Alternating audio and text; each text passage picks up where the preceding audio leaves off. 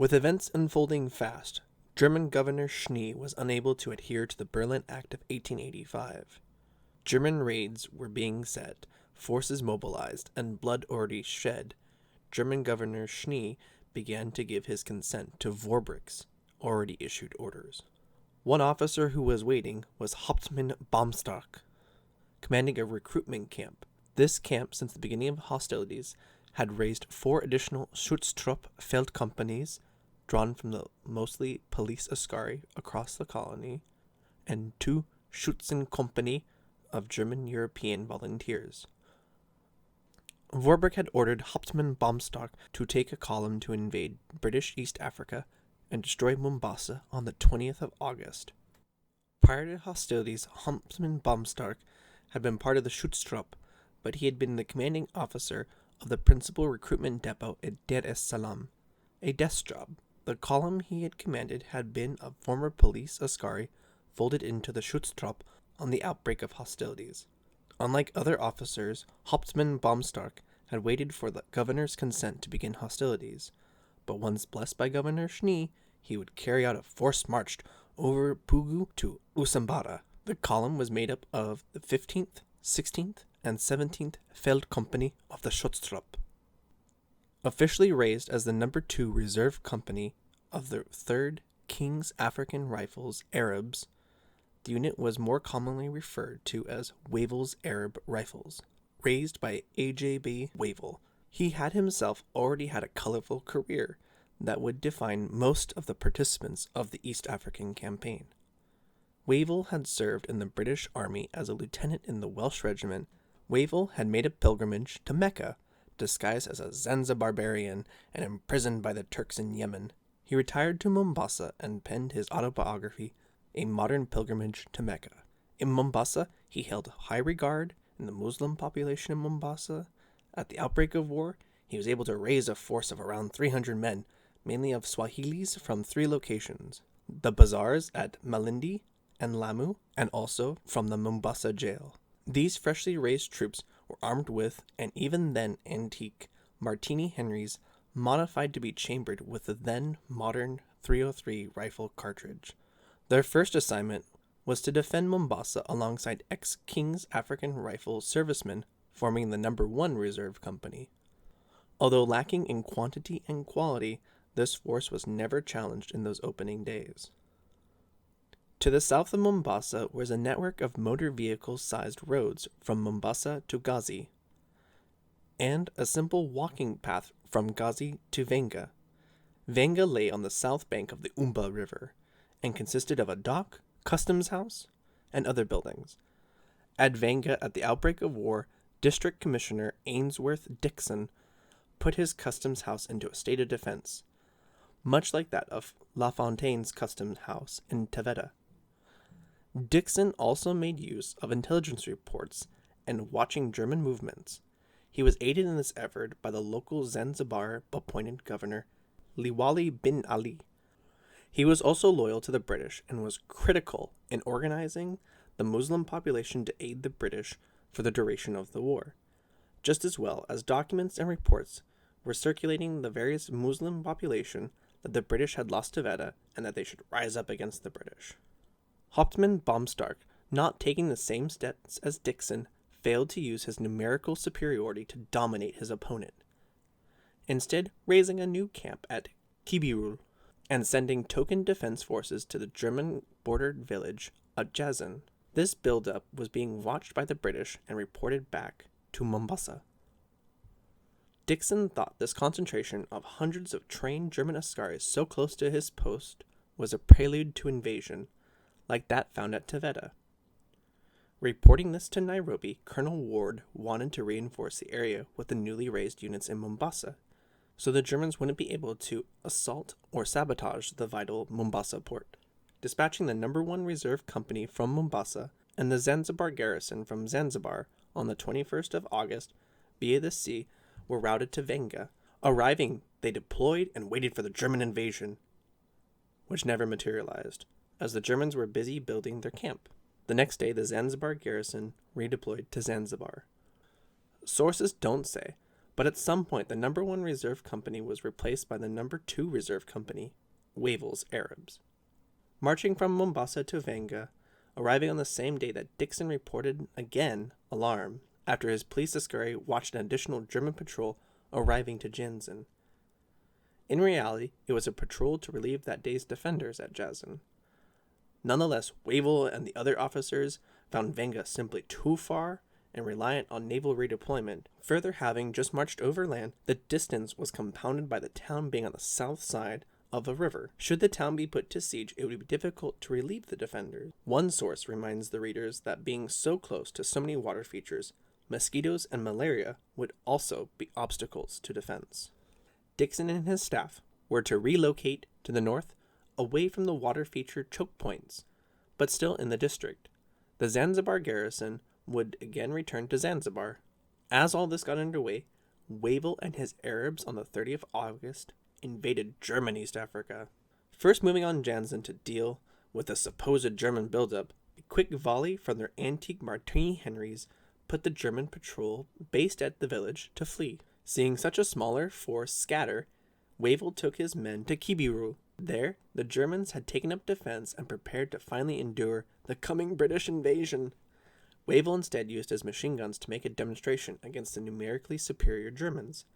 Having rattled the Germans, Wavell was able to withdraw back to Vanga, where, that evening, he organized the last of the evacuation before withdrawing to Majoreni. On the 30th of August, Hauptman Baumstark, having endured the British invasion and being rattled, went to Vanga. Finding the village deserted of all life and stores, he ordered the British Customs House and the Zanzibari Liwali's home blown up. Then he returned to Kibiru, where he was reinforced with 2 newly raised units. 4th Schützen Company, German settler volunteer soldiers, and the German Arab Corps. The German Arab Corps, in contrast to Wavell's Arab Rifles, was headed up by the son of a British exiled slave trader, Sibi bin Imbark. This German Arab Corps was only 50 members in this early stage, but would grow from an initial size of 50 to 400 members, twice the size of a pre-war German askari company. This force was noted for its command harboring strange romantic practices with younger males. It would also take Hauptman Baumstark another 2 weeks till he discovered the Vanga inhabitants had relocated to Majoreni. Despite Vorbeck calling his officers to make bold attacks into British East Africa from headquarters in Numashi, and British authors painting Mombasa defenseless to his assaults, in the field it was much more complex. Hauptman Baumstark didn't see the value in charging at Mombasa through mosquito-infested water features to be cut off by the British Royal Navy, or worse, leaving Tanga completely vulnerable. That, and he still didn't know the British strength. What his men had endured had caused them to scatter or hunker down. Until something fortuitous changed, he made the correct call to wait. Despite orders from Vorbeck to invade British East Africa, many German officers like Hauptman Baumstark knew that his askari natives at this point in time were only so loyal as victory would carry them. His concerning about invading the coastal areas and sieging Mombasa was being cut off by a naval landing in his rear by the British Royal Navy. Though things came together in the coming days after destroying buildings in Vanga that would force Hauptman Baumstark to action, on the 14th of September a patrol from Jasin had found the British new defense works at Majoreni. What's more, on the 20th of September, the HMS Pegasus vessel was sunk by the Königsberg. In response, Hauptman Baumstark took his force into British East Africa on the 21st of September. On the other end, Wavell had not been sitting idly by for the past 2 weeks. His unit of Arabs was joined by a section of miners, Legion of the Frontiersmen, working to gather intelligence, a pair of Town's Guard, working communications, and a section of police askari. They had erected a blockhouse like those made in the Boer War, and a trench line parallel to the nearby water features and perpendicular to the roads moving through Majoreni. These defenses were boosted by the use of Wavell's deploying pickets at various water crossings. On the morning of the 22nd of September, shots could be heard from a picket post at a swamp crossing on the Vanga Road. But this column seems to have been a smaller one, as another column came around the swamp along the Emrima Road. But the alarm was already raised, and the British took up defenses off the trench line and blockhouse. The pickets were able to slow the smaller column and make it back to the trench. Here in the sources, it seems that Hauptman Baumstark of the Schutzkompanie, German volunteers, seems to have been in command of the following assaults. Hauptman Baumstark's reason for absence isn't recorded in the sources. Nonetheless, after exchanging fire with the British trench and being hit by the British machine gun in the blockhouse, the Germans deployed their heavy machine guns to rake the trench line, thus reducing the effectiveness of the British rifle fire. As the German machine guns swept back and forth, the German infantry began to rush the flanks of the trench in an attempt to remove the British. After an exchange, the British decided the trench was untenable, and thus they ran back to the blockhouse over 100 yards of open ground. In the British account, no one died making their way back to the blockhouse. The Germans were unable to take the trench, though, as the British heavy machine gun also kept their forces from moving into the open ground. Whenever the Germans would fire, their black powder cartridges would reveal their position. The British must have been using smokeless powder in their Martini Henrys and an assortment of other ammunition. The Germans continued to fire bullets at the blockhouse all day. As night fell, the action came to an end. Baumstark ordered the retreat. They wouldn't move far, just back across to the southern bank of the nearby river.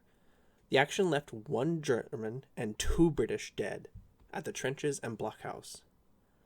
The various wounded included Wavell himself and would need to be evacuated. Despite the presence of a footpath, the thick brush made it difficult to quickly get the wounded to Mombasa. Getting fresh supplies to the blockhouse also made the position untenable, and Nairobi ordered the forces north to Gazi on the 25th of September, just in time as the Germans moved in to assault the blockhouse again on the 26th of September. They moved quickly to occupy the enemy blockhouse, but the buildings had just been booby-trapped, and a landmine had been placed to deny it to the enemy. The exploding material killed a handful of Askari. The more potent effect, though, was psychological, as the Germans took to camping in the coastal swamp, safe from further phantom British bombs. Moving along the coast on the 28th of September, the Arab rifles and a German force had a rifle duel across the Ramizi River. Funnily enough, the Germans being on the northern bank and the British on the southern bank. British headquarters in Nairobi at this point felt Mombasa needed to be reinforced. 5 companies were deployed to garrison Mombasa or reinforce the front at Gazi. 2 companies of the 29th Punjabis, the Jasin Imperial Service Infantry, and 2 of the 1st King's African Rifles with various heavy machine gun units attached. Command of the front shifted from Wavell, who had been wounded, to Major Hawthorne, who had quelled the Guerrillas revolt the month prior. Hauptman Baumstark had been slow and methodical in his advance, ordered by Vorbeck. Weathering many reversals, his force continued to move on Mombasa and had secured about 60 kilometers of British East Africa. He reported back to Vorbeck the shortcomings of his men's rifles and ammunition. He also reported to Vorbeck the Arab Corps attached to his command hadn't been helpful. Instead, the German Arab Corps was busy enslaving the local Wadigo tribe's male population, after German patrols would raid villages for supplies. Vorbeck in his account simply praises Hauptman Baumstark's attacking and threatening the Mombasa port, dismissing Hauptman Baumstark's concerns and observations. Vorbeck failing to bear in mind supplying and reinforcing this further after its losses, Hauptman Baumstark continued to march north. Ironically, the coastal Wadigo tribe was actually given a promise of protection from Major Hawthorne, who had gone from campaigning to subjugate the local populace to now elsewhere supplying them with food stores and left soldiers to defend them if they relocated to Ukunda, north of Gazi, much to the annoyance of Nairobi, whose logistics and supplies were already stretched thin. British headquarters at Nairobi decided further troops would be needed along the coastal front. This was decided on the same date, September 26th, as Nairobi pulled Wavell's Arab Rifles unit back to Gazi. The British defense in depth strategy allowed them to shuffle troops around to more easily supply Gazi, immediately sending 2 companies of the 29th Punjabis under Major Hasselhurst to Mombasa. E Company, of which stayed to add to the port's defenses in the event that Koningsberg attempted to land troops in Mombasa. G Company marched off to Gazi. The two King's African Rifle Companies, C Company, and No. 1 Reserve Company of the 1st King's African Rifles in Mombasa, made for Gazi, and began to entrench their position. Major J.M.P. Hawthorne of the 1st King's African Rifles took command of the area. The village of Gazi was flanked by tall brush and coconut plantations. Nairobi was happy with the lack of contact with the enemy, but Nairobi didn't immediately send additional troops as the Indian forces along the swampy coast had begun to suffer from malaria and fungal infection. Additional buildup would drain forces unneedingly. The effects of the swampy coast were also draining on Hauptman Baumstark's German occupation. He had spent time following the previous engagements to build up supplies at camps at Kikomeni and captured Majoreni. Needing a resupply of medicine and ammunition, he had to wait before advancing further from his new bases. British Zanzibari Liwali bin Ali's spy network was able to report the buildup on the 5th of October to Nairobi. Suspecting the axis of advance to be northward aimed at Mombasa, further British troops were deployed to Gazi. The Jasin infantry and a set of heavy machine guns were loaded on naval transports and taken by sea to Gazi, arriving on the same day, whereas E Company of the 29th Punjabis had to march to Gazi overland during a storm, arriving at noon on the 6th of October, just a little rest before the dawn.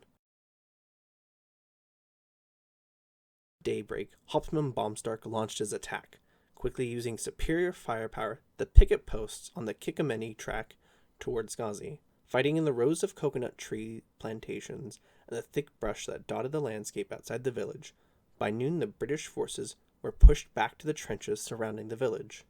Hauptman Baumstark had again divided his forces to feature small flanking units to draw off British attention or to get in the rear.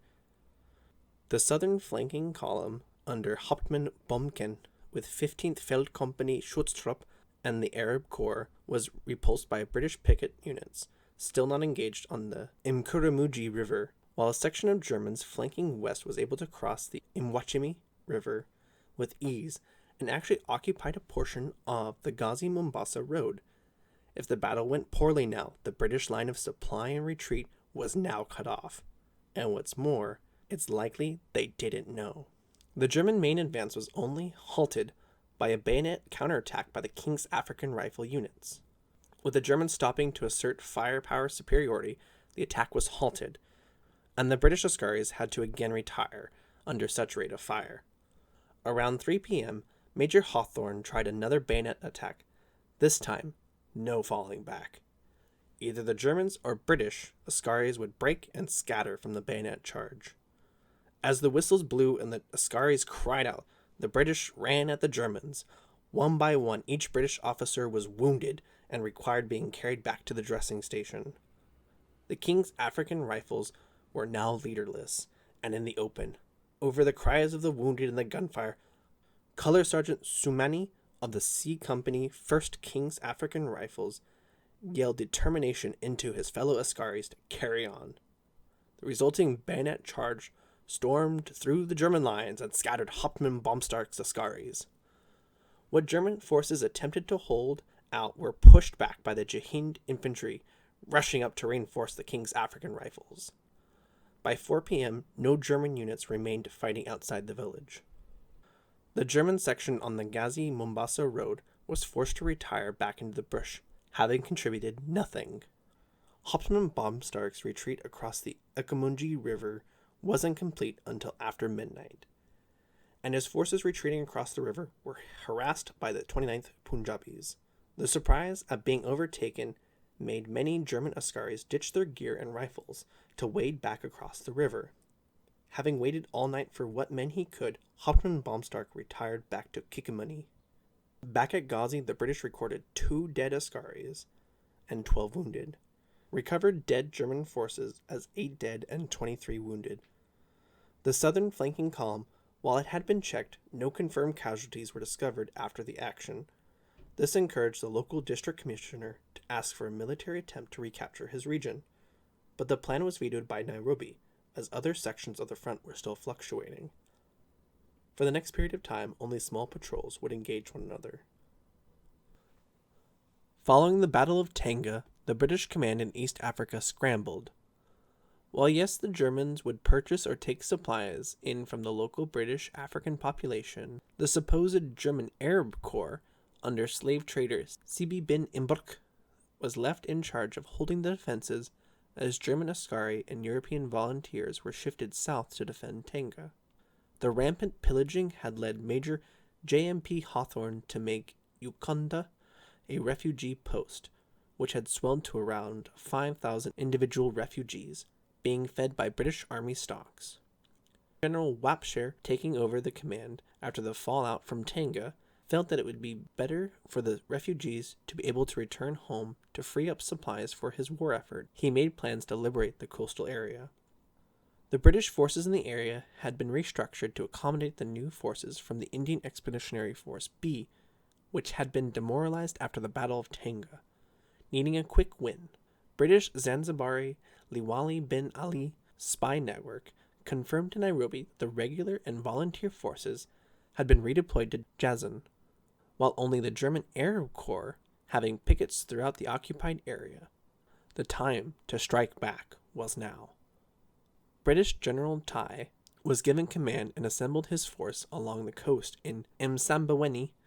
Included were the 101st Grenadiers, 2nd Kashmir Rifles, the Jasin Infantry, Wavell's Arab Rifles, B and D Company of the 3rd King's African Rifles, 1 company of scouts under Lieutenant Jones, and 2 machine gun sections. This buildup was concluded on the 16th of December. Immediately, the Jahint infantry were dispatched to take Kikameni, and Lieutenant Jones' scouts secured Mli Mdogo.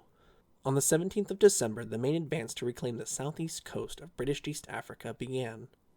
The lead column under Lieutenant Colonel H.E. Vallings, commanding both 3rd King's African Rifle Companies and half the 2nd Kashmir Rifles with machine gun support, reached Kindumu that night. No contact made.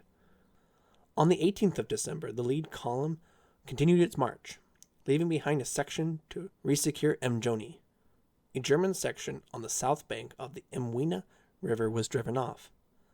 The lead column halted at Kasiangnogo to await the rest of the main body, as well as the inland flanking column of the Jahind Infantry and Lieutenant Jones' Scout Company, having marched through 6 separate villages and had made no contact with enemy.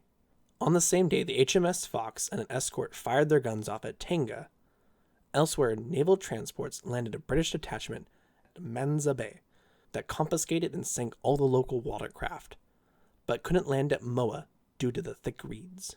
On the 20th of December, the entire force pushed on to the Umba River. Despite the rain swelling the river, the British seemed to have not been stalled. The King's African Rifles were used as a skirmishing screen of the main advance, continually pushing the German Arab Corps after quick exchanges. On the 21st of December, the British advance was so rapid the British hadn't sustained any casualties from hostile action when a section of the King's African Rifles neared Vanga. The German Arab Rifles withdrew without fighting. Despite Vanga being prepared for a siege, no fighting took place in the village. Other Germans en route had to be redeployed to Tanga and Moa, despite the British not actually landing troops to take and hold those positions. As British General Tai secured his front, he established his HQ at Goa so that he could be resupplied over sea and not rely on carriers over land. The German Arab Corps units at Jasin retreated again, and 50 German men were rushed to reoccupy the village's defenses. On Christmas Day, 1914, Tai ordered Colonel T.O. Fitzgerald of the King's African Rifles to take his King's African Rifles unit and a company of the 101st Grenadiers to gauge the German strength at Jasin. The overwhelming British numbers performed a bayonet attack at the German garrison, which immediately sent this token German force to retreat. The action left 2 British and 7 German dead. On the 27th of December, intelligence reports and patrols confirmed that Jasin was still undefended. General Tai, seeing his position among the Cecil plantations as defendable, and the local German forces easily bullied, he ordered the occupation of Jasin.